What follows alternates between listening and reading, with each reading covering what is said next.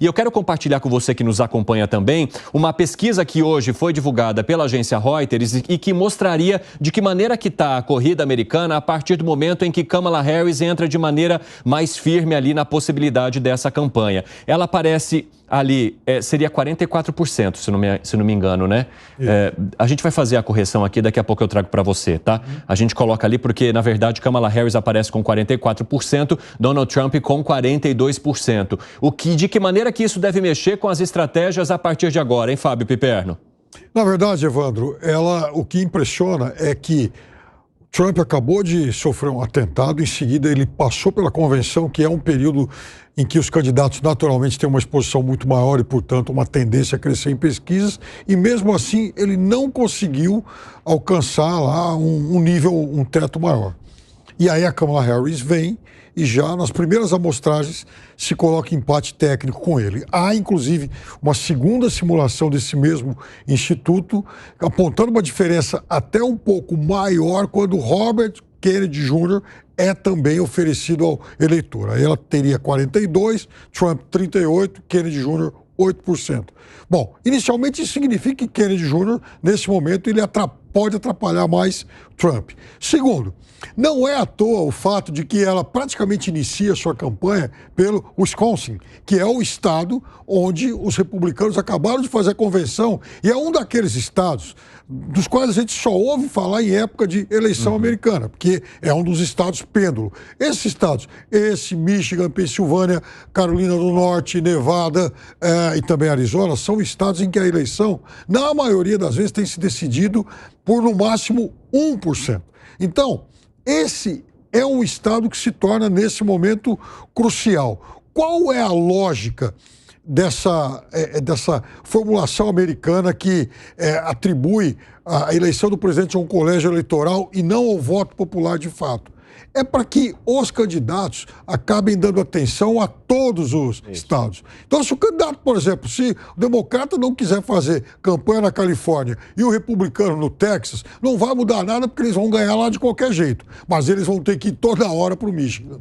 Bom, exatamente. Eu quero até mostrar aqui para vocês como é que ficaria, então, agora no nosso telão. Kamala Harris está aparecendo com 44% das intenções de voto até aqui, Donald Trump com 42%. Gustavo Segre, a gente sabe que ainda falta bastante para as eleições americanas e que essa questão dos delegados terem certa relevância ou a maior relevância dentro do processo eleitoral, diferentemente daqui no Brasil, em que o voto do eleitor conta, no fim das contas, pode fazer ou tornar esse cenário desafiador para ambos os lados. Mas que caminho você vê a partir do momento em que Kamala Harris entrar de fato na campanha, caso isso se consolide como a gente está aguardando? Evandro, primeiro me parece fantástica a posição do Piperno nesse análise, mas esse atentado contra Trump durou nada.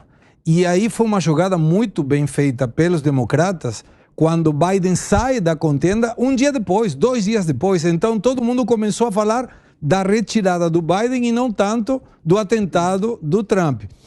A Kamala ainda não sei se está tão firme quanto parece. Lógico, ela é política, está dizendo, eu tenho todos os votos que preciso. Sim. Vamos ver se na convenção isso procede. Eu continuo insistindo que deve ter várias ligações para Michelle Obama, inclusive até para compor a chapa. Não necessariamente ir de candidato a presidente. E aí aparece Robert Kennedy Jr., que ele tem uma origem democrata, mas com políticas que poderiam ir mais para o lado republicano. Será que ele vai ir isolado ou pode até chegar a compor a chapa com a Kamala Harris? Não sei. Que movimento você vê, Gani? O movimento que eu vejo, Evandro, é que, por enquanto, o nome dela é o mais favorito, mas ainda não é uma questão fechada. Vamos lembrar que nas primárias com o Joe Biden, lá na eleição passada, a Kamala Harris perdeu, desistiu, não empolgou. Ela tem muita resistência dentro do próprio Partido Democrata. Vamos pensar que aquela ala mais à direita da esquerda, mais à direita do Partido Democrata, não gosta muito da Kamala Harris. A Kamala Harris representa a ala mais à esquerda do Partido Democrata. Eu faço uma analogia que ela lembra muito o PSOL, o PSTU. São ideias que vão ao encontro desses partidos, como políticas identitárias, livre fronteiras, taxação dos super ricos, aumento de impostos, aumento do Estado, algo que para a cultura norte-americana não é muito familiar. Mas, de qualquer modo, ela é a favorita entre os democratas. Agora, eu vejo com muito ceticismo também essas pesquisas. Primeiro, porque o processo eleitoral nos Estados Unidos é muito mais complexo. Então, aquele voto, né? Você está votando para o Trump ou para a Kamala Harris num determinado estado. Quando apuram o total de votos, se deu o Trump naquele estado, então significa que vão lá 20 colegiados, né? Que vão ter um peso na eleição nacional, você tem que ter 270. Então, isso aí já torna a pesquisa muito mais difícil. E o outro ponto, que em 2016, a esmagadora maioria, Evandro, dava como certo a vitória de Hillary Clinton. Uhum. E aí, todo mundo foi pego de surpresa, poucos analistas, inclusive, menção aqui ao Felipe Martins, antes de ir ao governo, que foi assessor do Bolsonaro, ele foi um dos que cravou que Trump ganharia e quase que acertou o percentual nos estados.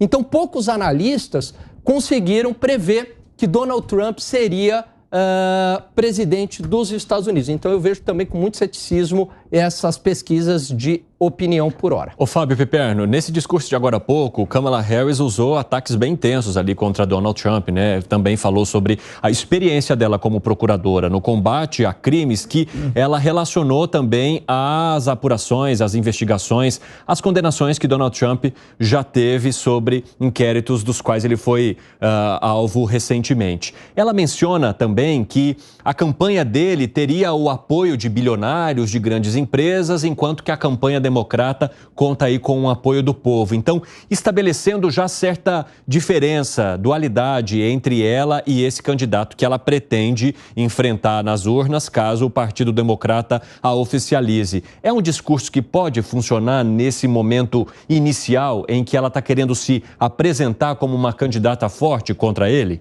Bom, sem dúvida nenhuma, é um discurso inicialmente para o público interno. No caso, público interno, por exemplo, aquele público que normalmente tem votado do Partido Democrata, né? Latinos, negros, mulheres. Então, quando ela fala, olha, eu já condenei vários predadores, ela está dizendo o seguinte, olha, eu já condenei vários, e do outro lado tem alguém que é praticamente um réu confesso em um processo que tem como pivô uma garota de programa. Ele pagou uma garota de programa. E aí ela também dá um recado para esse público mais atento às questões de costumes. Um público mais moralista. É isso que ela está dizendo por tabela. Agora, não vamos esquecer uma coisa.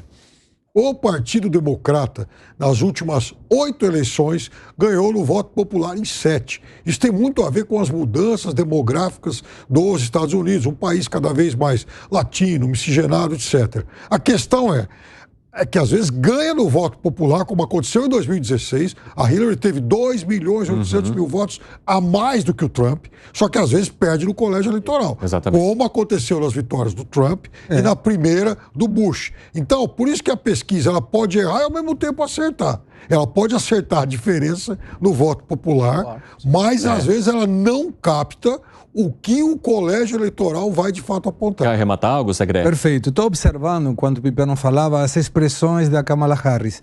E ela sorri muito, e isso é um diferencial muito bom. Muito bom. Porque mostra empatia com o eleitor, mostra que é uma pessoa como qualquer um, que dá risada como qualquer um. Certa jovialidade. E o Trump é mais fechado, ele sempre está com o rosto fechado, demonstrando, sim, claro, uma fortaleza física, uma fortaleza nas suas ações, mas esse sorriso de Kamala Harris pode atrapalhar o Trump. O Piperno trouxe uma menção, né, em relação ao caso da prostituta do Trump, né, que ele pagou pelo silêncio, depois teve aquela adulteração do recibo, que vai ser evidentemente explorado na campanha contra o Trump, mas por outro lado, o que vão explorar em relação a Kamala Harris, que foi durante a pandemia em 2020, quando literalmente o Black Lives Matter e o grupo terrorista Antifa tocaram fogo nos Estados Unidos, a Kamala Harris se silenciou em relação àquilo, Muitos foram presos naquele movimento. A Kamala Harris pediu a soltura de vários integrantes. O Antifa é terrorista? O Antifa é. Black Lives Matter não, mas o Antifa é. Não, o que eles fazem ali, tocando fogo, ameaçando, aquilo lá é... Enfim. E a Kamala Harris, ela liderou também, de certa forma, um movimento, apoiou, não liderou porque ela era vice-presidente, mas o Defund the Police, ou seja, que era para tirar recursos da polícia. Nos Estados Unidos, a instituição policial é algo muito forte, o respeito ao policial. Isso vai ser certamente explorado na campanha contra ela. Ainda nessa edição do 3 em 1, a gente traz mais novidades da campanha americana, né? E também possíveis novos anúncios aí, tanto do Partido Democrata quanto de uma reação do Partido Republicano. E não digo reação por conta das pesquisas atuais, mas sim uma reação em relação ao que foi dito ali pela Kamala Harris ao apontar o dedo para Donald Trump em várias das questões que ela mencionou em seu discurso.